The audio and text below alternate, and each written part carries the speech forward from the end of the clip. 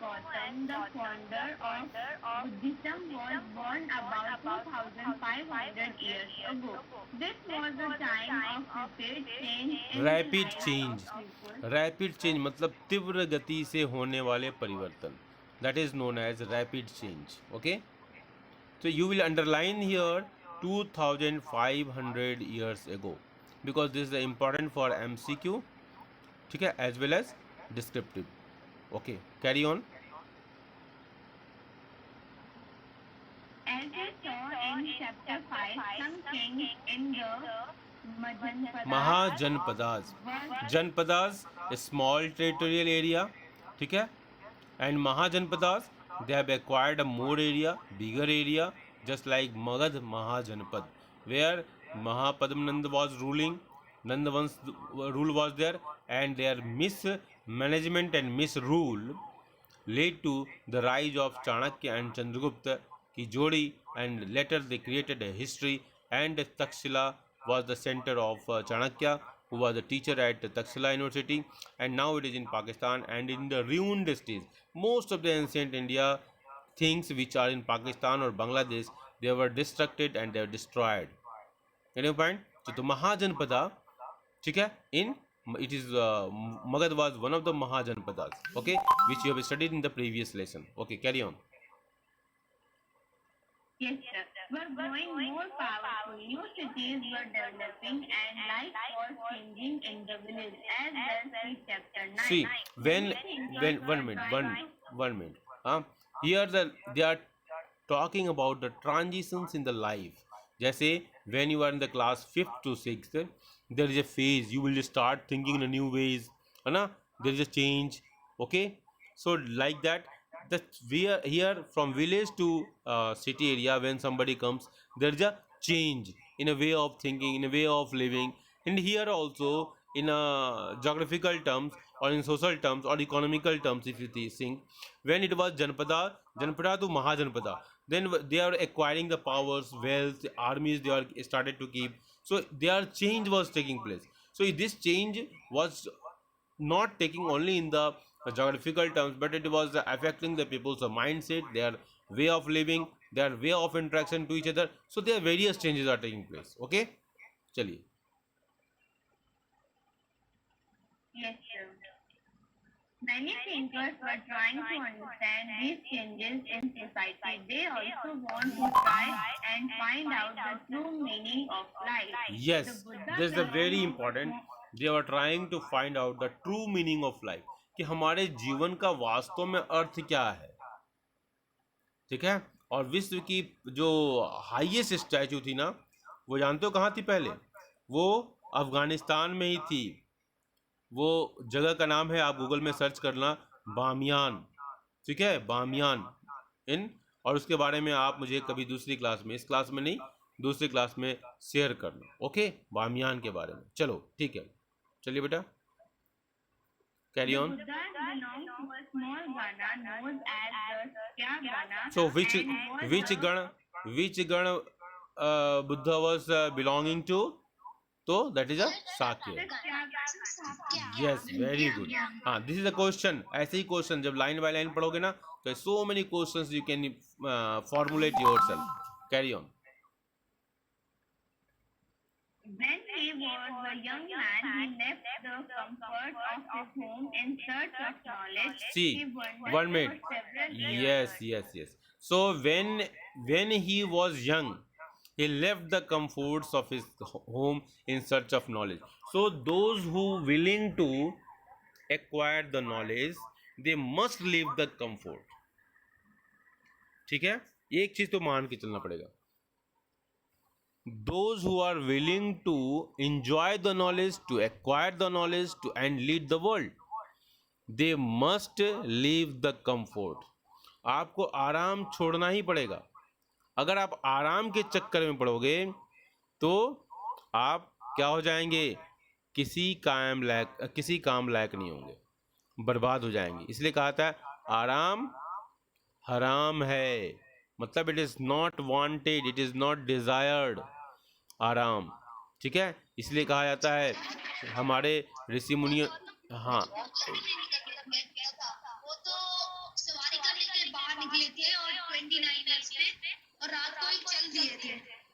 Getting point. सो आराम जो है वो क्या है, वो इट इज किलिंग। तो आराम बिल्कुल नहीं करना है। इसलिए हमारे यहाँ ऋषि मुनियों ने क्या कहा, काग चेष्टा बकोध्यानम स्वान निद्रा तथैव च अल्पाहारी गृहम त्यागी विद्यार्थी पंच लक्षणम।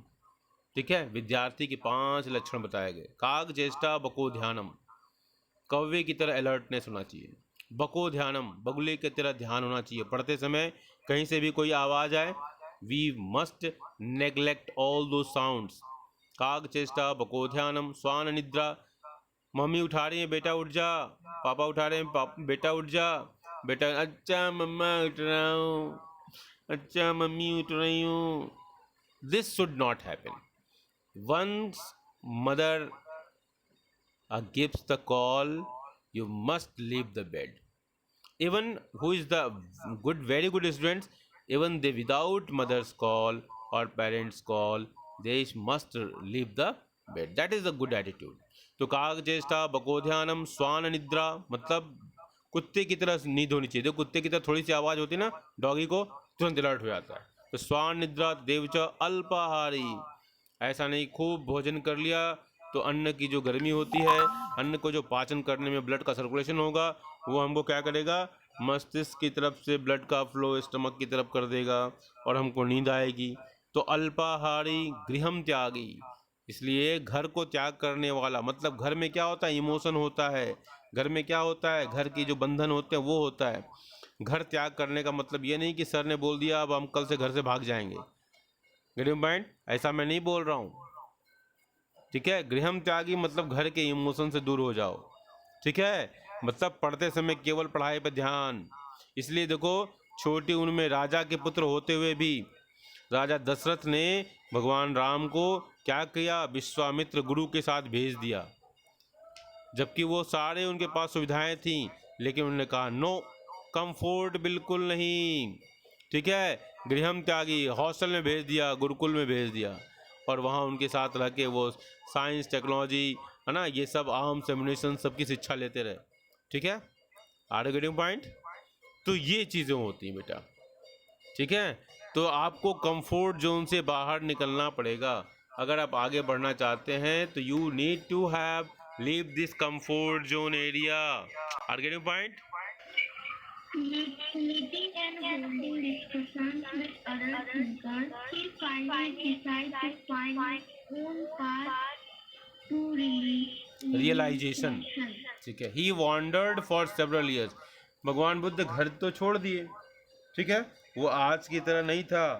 ठीक है, आजकल तो बच्चे घर छोड़ेंगे तो दूसरे बहुत सारे लोग हैं उनको बिगाड़ देंगे, है ना, उनको ख़राब कर देंगे। ठीक है, तो घर छोड़ने की बात तो पहले होनी नहीं चाहिए। ठीक है, ये भगवान बुद्ध का समय नहीं है। ठीक है, और घर छोड़ने के बाद पेरेंट्स लोग बच्चों को घर से छोड़ते ही हैं। कैसे छोड़ते हैं, जब बच्चा इंटरमीडिएट कर लेता है, जब बच्चा अपने अच्छे और बुरे के बारे में समझने लगता है, तो उनको भी हॉस्टल भेज दिया जाता है।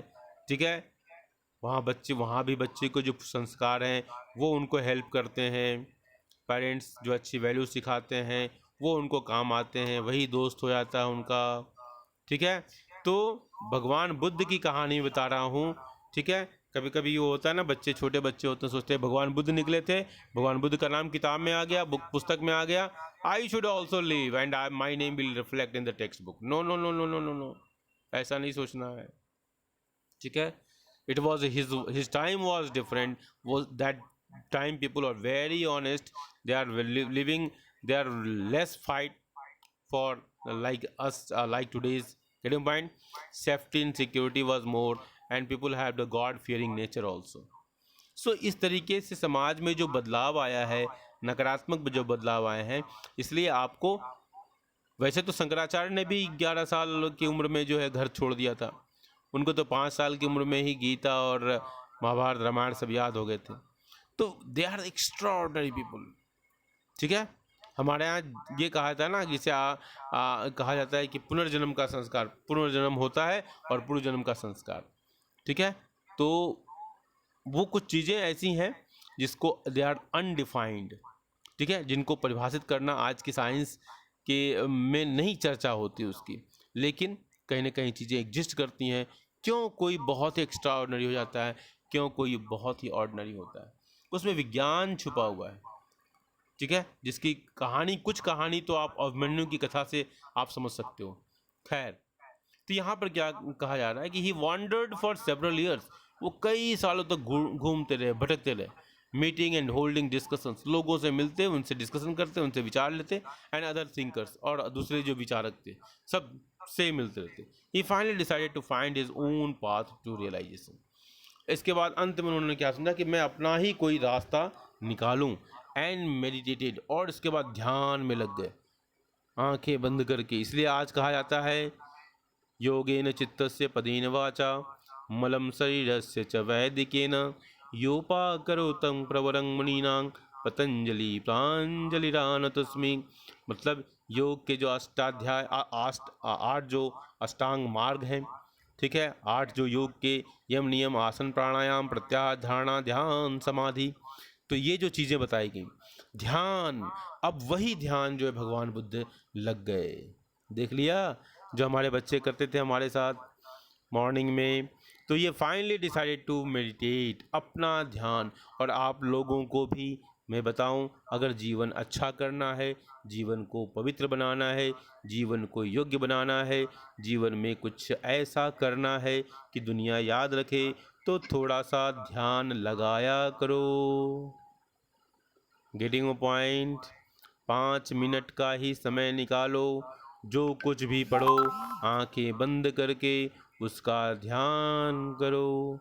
जब ध्यान करोगे तो वो जो भी आपने पढ़ा है वो आपके ब्रेन पर स्ट्रॉन्ग रूप से ब्लैक इंक से लिखा जाने लगेगा।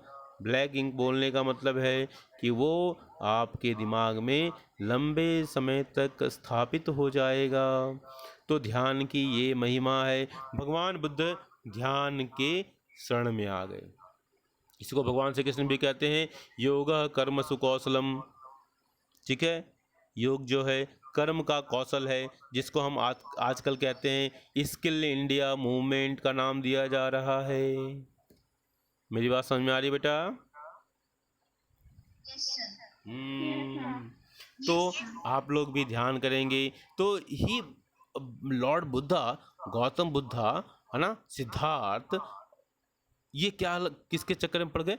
अब हम ध्यान करेंगे, अपना ध्यान। अब देखो कौन सा वृक्ष उन्होंने चूज किया है, देखो जरा, पीपल का ट्री। देख लो, अब सोच लो पीपल का ट्री क्यों चूज किया, उसी के नीचे रहना, उसी के रात दिन उसी के नीचे रहना। और जानते हो पीपल का पेड़ एकमात्र जो पेड़ है जिसके बारे में कहा जाता है कि ये ऑक्सीजन को बहुत ही रिलीज करता है।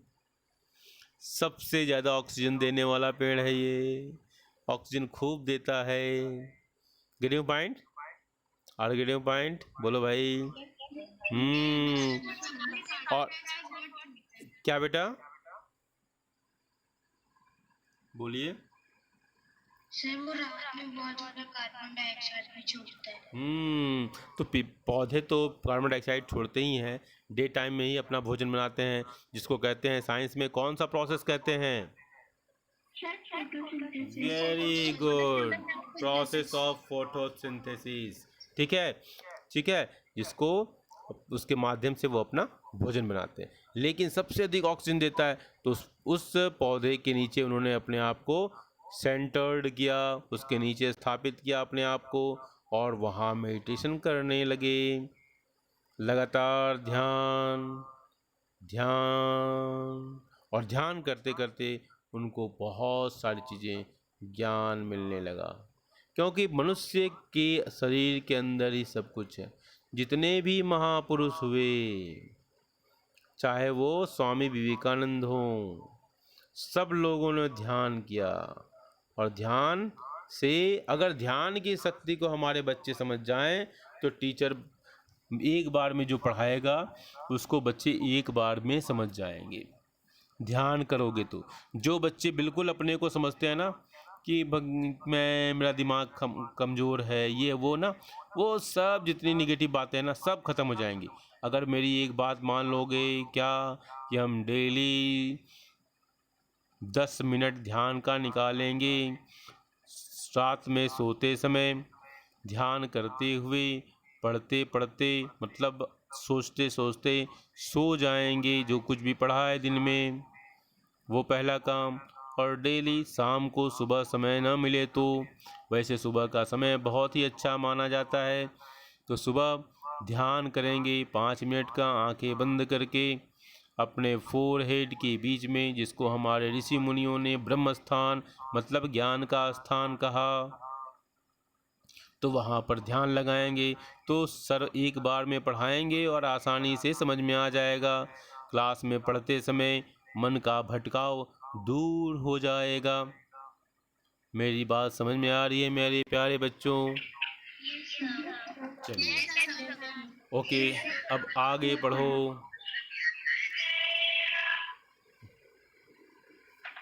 बैकग्राउंड से सब्जी बेचने की आवाज़ बंद करो। चलिए, अब हम पढ़ेंगे अदिति बिस्ट के साथ। अदिति बेटा, 1 minute. Aditi Bisht,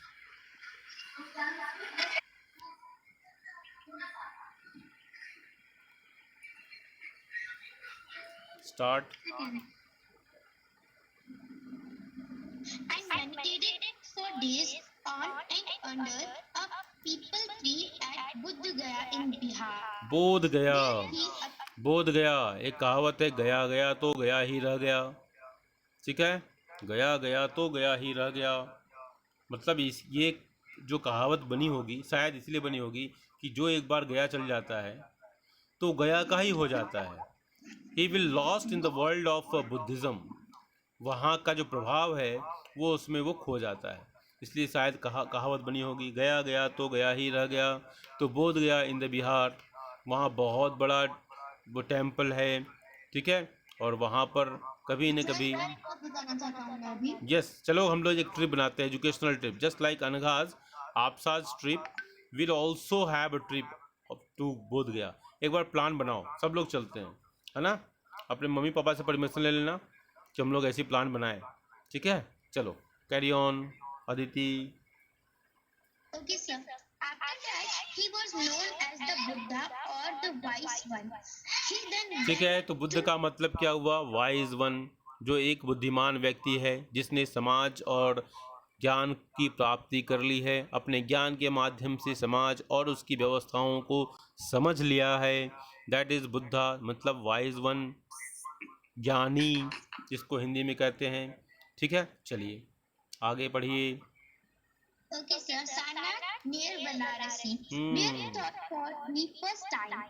He spent the rest of his life traveling on foot, going from place to place, teaching people till he passed away at Kushinara. Underline Kushinara, जहाँ पर भगवान बुद्ध, जहाँ पर इन्होंने लास्ट ब्रीथ लिया। ठीक है, वो एक जगह आपने अंडरलाइन कर लो। इन्होंने अपने जीवन में बहुत सारे संघर्ष किए, लोगों को अलग अलग गांवों प्रदेशों में जाकर उनको शिक्षित करने का प्रयास किया, उनकी समस्याओं को समझना और उनका निवारण करने का प्रयास किया, जिसको आज हम कहते हैं काउंसलर। तो वो काउंसलिंग करते थे। तो दुनिया के सबसे पहले काउंसलर भगवान श्री कृष्ण हुए, जिन्होंने अर्जुन को, आप सोच लो कितना बड़ा काम भगवान श्री कृष्ण ने किया। अर्जुन कह रहा है कि I will not fight in this battle, can you find, and this battle where he is the commander in chief. वो लीड कर रहा था उस बैटल को, और कमांडर बोल रहा है कि मैं नहीं फाइट करूंगा।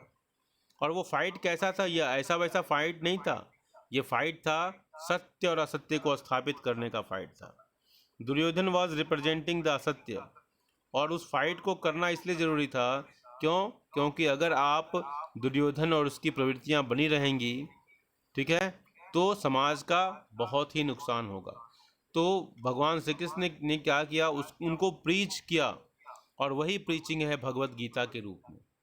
और उसको उन्होंने प्रीच किया, उपदेश दिया कि क्यों फाइट जरूरी है, जीवन का उद्देश्य क्या है, जीवन को स्थापित करना, समाज को स्थापित करना, राष्ट्र की को स्थापित करना, और लोगों के कल्याण को स्थापित करने के लिए युद्ध जरूरी है।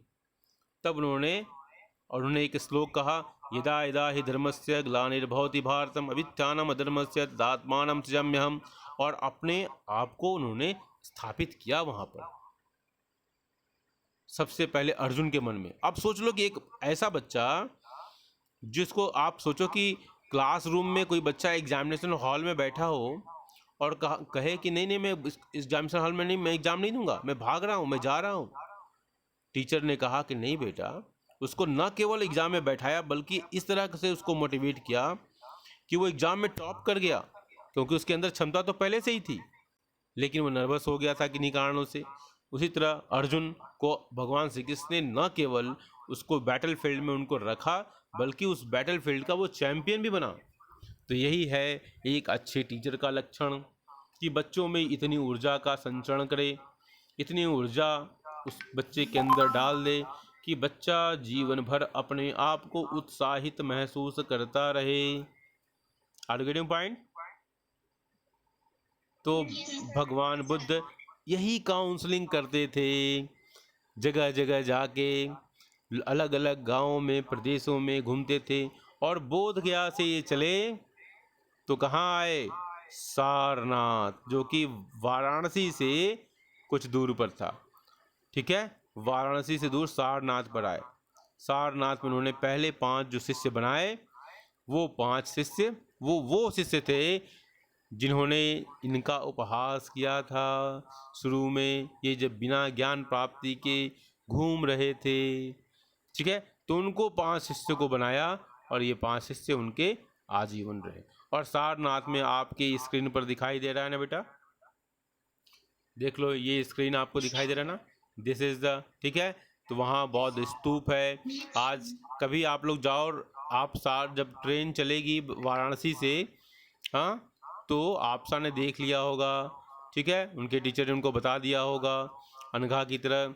तो जब ये ट्रेन चलेगी वाराणसी से, तो वाराणसी से मुश्किल से 20 किलोमीटर, मुश्किल से, ठीक है। हम लोग तो उसी रास्ते से घर जाते थे ना, जब हम लोग पढ़ते थे उसी रास्ते जाते थे, लेकिन हम लोग कभी सोचे नहीं, हम लोग चलो भाई कभी देख लेंगे, बहुत समय है, घर के बगल में है, कभी हम लोग विजिट ही नहीं किया, ठीक है। और कंपटीशन के चक्कर में इधर उधर चलते रहे, ठीक है। लेकिन ये जगह बहुत अच्छी है, ठीक है।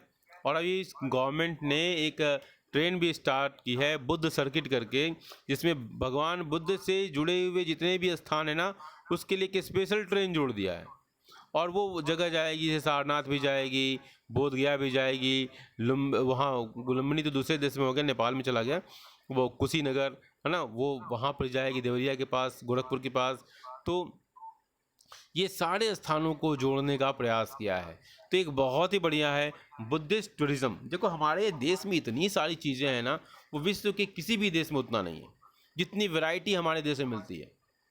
और अगर हम सरकारें थोड़ी सी प्लानिंग करें तो इन सारी चीज़ों को अगर जोड़ के इंटीग्रेट करके देखा जाए तो डोमेस्टिक टूरिज्म तो बढ़ेगा, टूरिज्म नहीं बोल रहा हूँ, टूरिज्म, डोमेस्टिक टूरिज्म तो बढ़ेगा ही, और इंटरनेशनल टूरिज्म भी बढ़ेगा।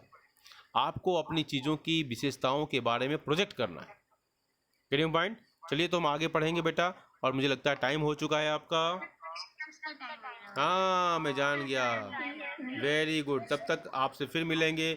आपको ये सेशन कैसा लगा? अच्छा लगा? चलो ठीक है, थैंक यू, बाय बाय।